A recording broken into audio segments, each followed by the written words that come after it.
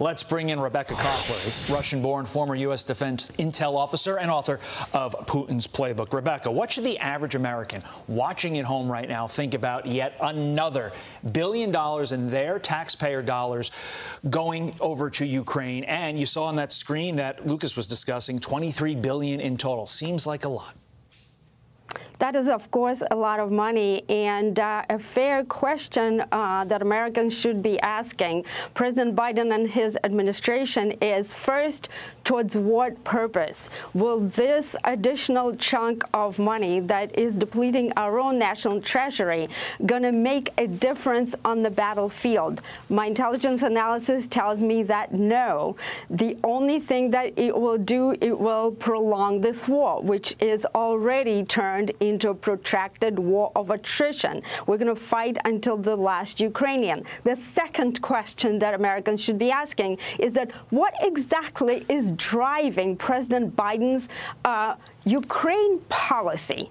Because when he was vice president during President Obama's rule, I personally briefed scores and scores of his administration officials in the Pentagon, in the White House, warning them about what Putin's plans were, and nobody wanted to lift a finger.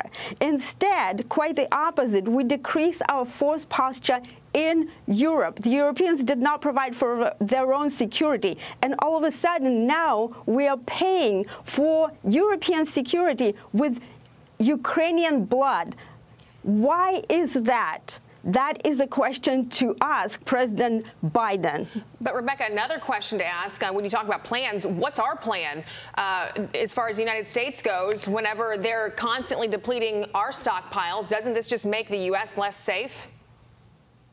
Absolutely, 100%. President Biden's policies have been disastrous for U.S. security. Not only his policies have pushed all of our adversaries together, Russia, China, North Korea, Iran, but also, as you pointed out, Ashley, it is depleting our own weapons arsenal because officially we are not at war. We have never transitioned our military-industrial capacity onto a wartime footing, unlike Putin. And so, if we were to go ahead and defend Taiwan in the event that China attacks it, which it is gearing up to do, we would run out of long-range missiles in a matter of days, within less than a week, Ashley. That's what wargaming has shown. And God forbid we are targeting but someone as North Korea, which Russia is helping right now with satellite technology, with nuclear enabling technology for submarines. Then how do we defend ourselves? Yeah, the fact that we, the United States of America, is talking about potentially running out of weapons, like you said, in a week is unconscionable, but it underscores the dire situation we are in, both with military personnel and with weapons that we self-imposed on ourselves, and that's frightening. Meantime, U.S. Air Force launching an unarmed ICBM in coordination with Space Force, all happening from California there, Vandenberg, as tensions with North Korea escalate. That said, though, Rebekah, is this about sending a message to North Korea, or is it really about sending a message to Russia?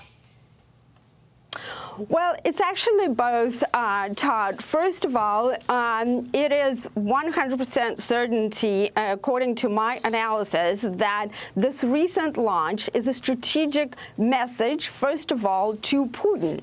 What we're trying to signal to Vladimir is that our nuclear deterrent is also combat ready. Because remember, Putin periodically is threatening us with nuclear war. Not to attack the United States, but to use a tactical nuclear warhead on the battlefield in Ukraine in the event that he's not able to secure a clear strategic military victory right there.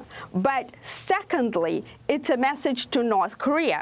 According to 2023 annual threat assessment produced in March by the U.S. intelligence community, North Korea and I quote, is a serious threat. North Korea today is capable of disrupting U.S. critical infrastructure and business infrastructure. They absolutely and are. So this is a message to both. Okay, Rebekah Koffler, thank you so much for your time this morning. We appreciate it. Thanks, Rebekah.